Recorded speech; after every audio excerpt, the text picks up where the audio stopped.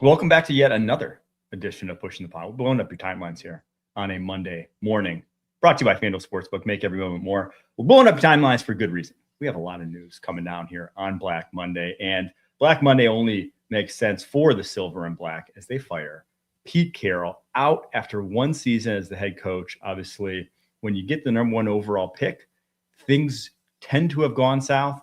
And boy, did they ever, this team look hapless down the stretch there. They took, a while to beat the Chris Aladikun, Shane Buechele-led Kansas City Chiefs in Week 18. It was just ugly from, I can't say start to finish because they beat the Patriots Week 1. They had a very different feel after Week 1 than they do now. But I think for the last, 8 to 10 weeks of the season, the writing was on the wall here for Pete Carroll. This team had no juice. And for a Pete Carroll team that's supposed to play a lot of energy, a lot of competition, they're at least supposed to be. What was promised for the Raiders was that they would be competitive. Last year under Antonio Pierce, they just weren't competitive. And Pete Carroll was supposed to bring a level of competition, bring some fire back to this team. And it just looked like they didn't have any juice after the last couple over the rest of the season after the first 2 weeks. It felt like the offense just had nothing going for it. The defense had maybe a couple bright spots, but there was just no juice, no energy on this team. And it's sort of unbecoming of a Pete Carroll-led unit. Yeah, they became the second team in the last 40 years to lose 10 plus games in back-to-back seasons, or have a 10 plus game losing streak, in back-to-back seasons. They obviously hold the number one overall pick. Second time that's happened. Last time, Jamarcus Russell didn't go so well. I think the tea leaves, everyone thinks that Fernando Mendoza from Indiana is the best option there. Vastly different type of prospect than Jamarcus Russell. I mean, he is one of the most cerebral, into football quarterbacks I can remember at the collegiate level. And I actually think them holding the number one overall pick, them having over $100 million in cap space, if you just did not have Mark Davis as your owner, right? If you just had this roster where they have some cornerstone pieces, you got Brock Bowers, you got Ashton Jeanty, you have Max Crosby. I think Colton Miller's a cornerstone-esque left tackle as well. Even though he's 30, we've seen tackles career ages. You probably got 3 or 4 more useful years, even though he did get hurt this year. You got some pieces there in place. You got a lot of money to work with. You got a lot of draft picks now to work with. I don't think this is the worst head coaching option out there. I think it could be a very attractive one, but you kind of just got to sell me that Brady is calling more shots here than Mark Davis, and that it's really going to be a new era of decision-making from the top down there in Las Vegas. So according to Diana Rossini, it looks like Tom Brady's going to be heavily involved. He's going to be leading this head coach searching process, which I also think is kind of funny because he's also like commentating for Fox. And the whole Tom Brady thing has been very weird. But I do think the Raiders just need some stability. They've had 6 head coaches, including interims, since 2021. They just need somebody who will at least stay for more than a year. And part of that is due to Mark Davis not picking the right guys, but it is important for this Raiders franchise to actually find a guy that they are willing to put more than 1 year into. So I'm curious. I don't know if this would be near the top of my head coach opening rankings, mainly because you have to go through the AFC West. You got to go through Jim Harbaugh, Justin Herbert, Andy Reid and Patrick Mahomes, Bo Nix and Sean Payton. You got to go through 3 legit playoff teams, including the Chiefs, when they're healthy. And the Raiders are still pretty far behind. I mean, we have those cornerstone pieces in Jeanty, Bowers, Matt Crosby. You can count Colton Miller there at left tackle. But outside of that, they don't really have a lot of receiving talent that's going to consistently play for them. You're going to need a quarterback. You're going to need some really good, really big development on that offensive line, especially from Jackson Powers Johnson. And defensively, you just need more impact players at the second and third levels. Your linebacker core is really bad. You need some more help in the secondary. It's going to take a while for it to get back going, but you just need somebody who's going to bring a level of fire, some competitiveness, and is willing to turn this into a multi-year rebuild. Yeah, and you look at the recent draft classes, 2024, obviously good returns from that. Brock Bowers Johnson.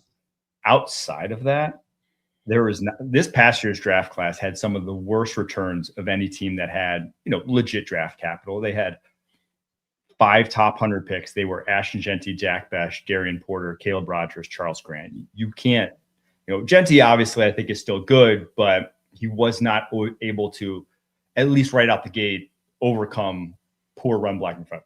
If you can, you draft number 6 overall, though, hoping that he could, right? Like that's kind of the rub of why you draft guys that highly, is that you think it gives you a good running game regardless of your offensive line.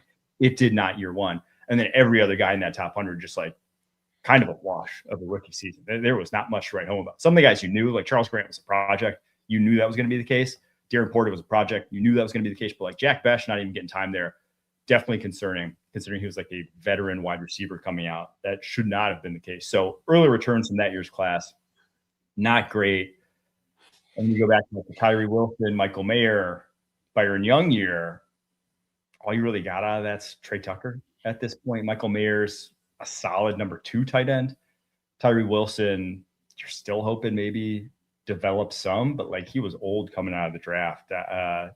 Not a lot in the pipeline there. So like you said, this could be a while, and it could be even more than that. Even if you do turn your good, even if everything works out great, you probably have 3 of the most stable rosters and head coaches in your division of any division in the NFL. It is probably the most difficult situation in terms of just one team trying to overcome to a division title. Maybe outside of the NFC North, like there's not a NFC West. Like this is about as tough a division over the next 5 to 10 years as will exist in the NFL. So because of that, everything could go great and you could still be consistently on the outside looking into the playoffs. And I think the thing for me with this draft class they just had, I mean, Charles Grant has looked pretty good in the time that he's played, but he's never gotten that opportunity to play.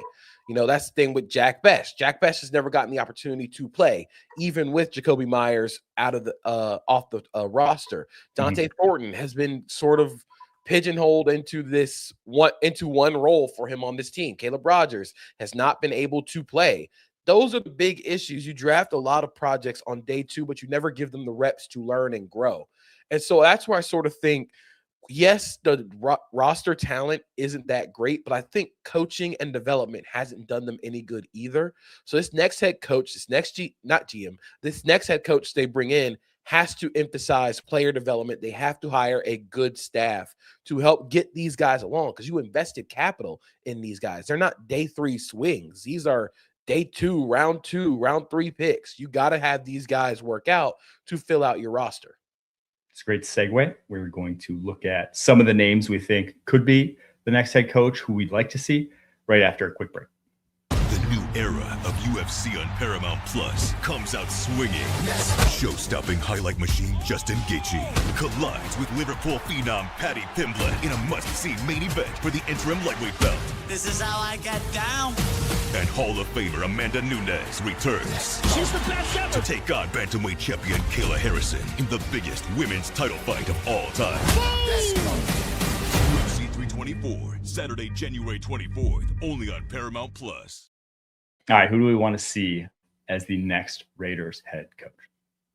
So there's been definitely a lot of smoke around Brian Flores, and I think that there's a lot that comes with hiring Brian Flores when it comes to his ongoing lawsuit against the NFL. But if that gets cleared, I think that's a great hire for them. He has experience with Tom Brady. He knows it's getting like sort of the Patriot way, kind of. I don't think it's really the Patriot way, but outside of Mike Vrabel, he has been the most successful Bill Belichick, like, acolyte in the NFL. Like he's going to bring a great defense. He's going to bring his defensive scheme to the Raiders. And I think if he hires a good offensive staff, which he's been around in Minnesota, I think it makes a lot of sense for them to go after Brian Flores, even if he's not like the super coveted, like offensive guy that you want for a young quarterback.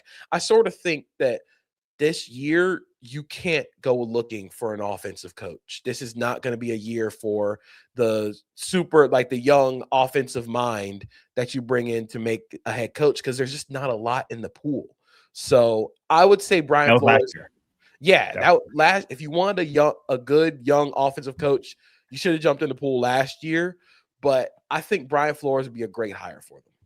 I 100% agree. That name that's been floated out, and for obvious reasons, the Patriots connection, just the fact that his defenses, wherever he's gone, have consistently punched above their weight class, and he's on the bleeding edge of basically the schematic revolution that we've seen defensively across the NFL over the past 5 or so years.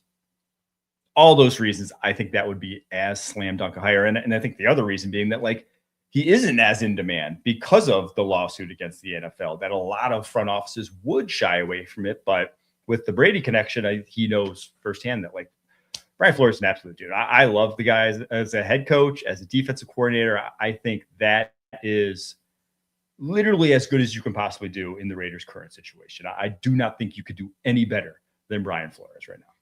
Yeah, I think Flores might be their number one guy. I would also maybe consider Jesse Minter.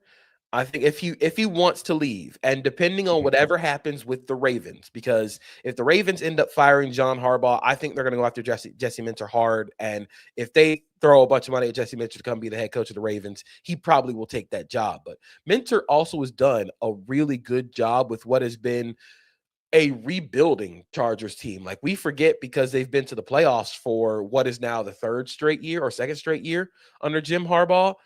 This team was not good before Harbaugh came in. They completely gutted the roster, and this team has been this defense is constantly punched above their weight class. I think that'd be really helpful for Max Crosby. I think Tyree Wilson, keeping Adam Butler around be huge if Jesse Minter is hired. And I think he has a good knowledge base of other offensive coordinators, offensive coaches within the NFL. So I think Jesse Minter makes a lot of sense.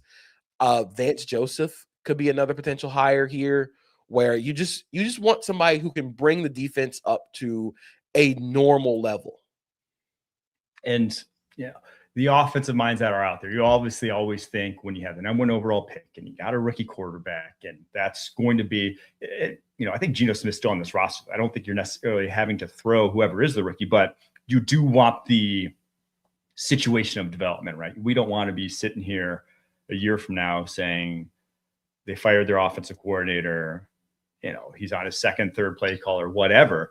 That's never the best way to go about handling having the number 1 overall pick. So, like, ideally you love to pair him with an offensive mind, but outside of Clint Kubiak, who are you going to get this cycle? On the, Joe Brady, is he ready for the big time as a head coach? I don't think so. I wouldn't want to go get Joe Brady right now after the season he has. There's just not Todd Monken. I mean, that staff might be gone in Baltimore. There's just not a lot of names at, the way there were last year that are attractive to go develop these young quarterbacks. So when that's the case, well, beggars can't be choosers. I do think you're going to have to go defensive head coach this cycle if you're the Raiders. I do think there's some possibility if they wanted to. What do you think of giving Robert Saleh the head coaching job for the Raiders? I mean, he has done such a good job with that young Niners defense.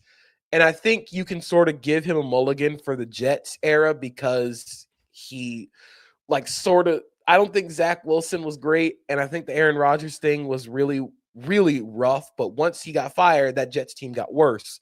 So you could give him a mulligan for that Jets era, but depending on who he hires as offensive coordinator, I mean, again, you're looking at offensive minds in the NFL. If you're trying to find one to be a head coach, the top 3 are probably Clint Kubiak, maybe Kevin Stefanski, who actually has a job. He actually doesn't have a job now, but maybe Mike McDaniel. But even then, if you can get Robert Saleh as head coach, Mike McDaniel's offensive coordinator, that seems like a pretty good brain trust for a young quarterback and to compete in the AFC West. I love Robert Saleh. I thought he was done completely wrong by the Jets. I talked about that at the time. And I think that has borne out wholesale since then. I mean, he had that defense. He had near identical talent to what Aaron Glenn had, maybe obviously a little better at some positions. He had them as top 5 defense back-to-back seasons. Top 5 defense in the NFL. And a top 5 defense in the NFL when they knew the other side of the ball sucked. Truly the worst offense in the NFL. And obviously you're the head coach. You're responsible for both sides of the football, but he is a defensive guy. I think he is one of the most attractive head coaches this cycle. I think there's 5 openings. He's one of the 5 best head coaching options this cycle. So I think he deserves a job. I don't know if he'll get one, but I think his Jets tenure looks a lot better in retrospect, knowing what we know now over the last year and a half since he's been fired. Yeah, looking back at what the Jets are now and what Robert Saleh has done to the 49ers defense after what he did to the Jets defense, it would be a home run hire if the Raiders were able to get him, Brian Flores. You bring an edge to the team. This Raiders team has lacked an edge, and I think getting either of those guys would be a nice way to revamp that team. We shall see who the Raiders end up hiring, and we shall see if there's any more moves. It's obviously just before noon Eastern time. West Coast is waking up. We think there's a few. We've still said, well, who is it? McDaniel hasn't been confirmed back yet for the Dolphins. Yeah. Bowles hasn't been confirmed back yet for the Bucs. Harbaugh hasn't been confirmed back yet for the Ravens. So we'll see if any more shoes drop. We'll be here if they do. Thanks so much for tuning in. If not, we'll be back with a full episode tomorrow morning. Until then, keep pushing.